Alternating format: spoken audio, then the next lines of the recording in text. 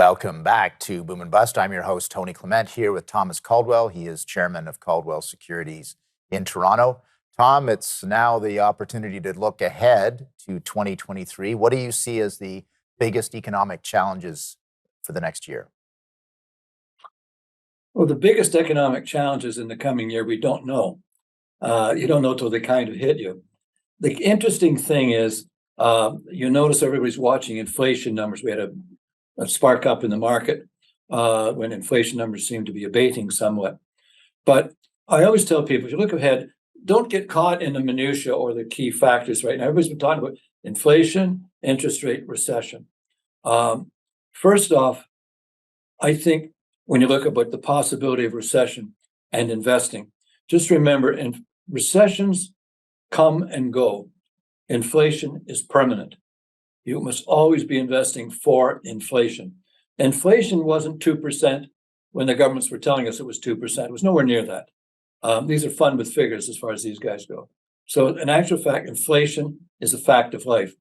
So that means the only way you can hedge against inflation is owning stuff. And the best stuff you could possibly own, at least easiest, is equities in good companies, well-managed, good dividends, strong balance sheets so they can take advantage of adversity by buying up competitors. That's the best hedge against inflation.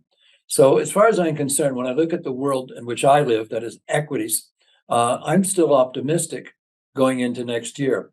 Now, as I said earlier in the earlier segment, inflation might be inappropriate to fight it with interest rates because we need to expand capacity in the West.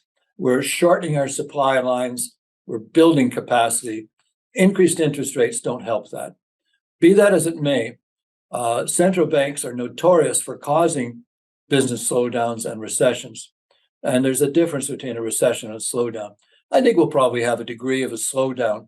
But underneath it all, there's tremendous power in the economy, and there's a lot of money still floating around. Everybody looks at this FTX failure in this cryptocurrency. And I was joking the other day, and I said, the fact that a person with a Harpo Marx hairdo and cargo shorts can attract $3 billion I know. shows you how much money there is roaming around looking for homes for it. So there's a lot of money still looking for opportunities. So that leads me to be relatively optimistic on equity markets. Economies are a little bit different, and I think I've mentioned to you before, Tony, that Canada is losing the competition for investment dollars, for talent. We're getting immigrants. That's great. And that's a wonderful thing, refreshes our country. But we do not have policies that enable us to effectively compete with our biggest competitor, that is America. So Canada is going to have a challenge economically long term, as long as we have a no policy government or a government that's fixated on only one component, i.e. climate change or giving money to people who feel aggrieved. So I think there's a dichotomy there. Right. But as far as the U.S. goes, we might get dragged along a little bit in their positivity. And our energy component, which has been under attack, particularly from the feds, it still is a cornerstone of the Canadian economy. Gotcha. So that may maintain our dollar to some degree. Optimistic. We might have a slowdown. Interest rates may go a little bit higher, but my gut feel is they're probably reaching the end of this interest rate increase cycle. I think we may not be at the top. We may have a few more increases, but we're pretty close to it. And the economy can accommodate that. Right. Because if inflation is 7% or 8% and interest rates are 5%, it's still negative interest rates. That is, it's still cheap to borrow to buy. Gotcha. We've got about a minute left before the break. Supply chain woes, do you expect those to continue? I think they're abating. In fact, if I discern anything, America's easing up on their hostility toward China. They seem to be allowing some of these companies to stay listed in the U.S. They seem to be trying to back off the truculent relationships we've had. I don't know whether that's possible or not.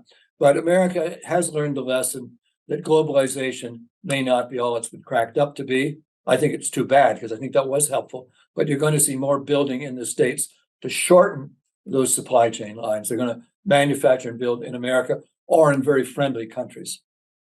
Yeah, it looks like President Biden has certainly signaled that with the CHIPS Act and passing Congress, and he signed that into law.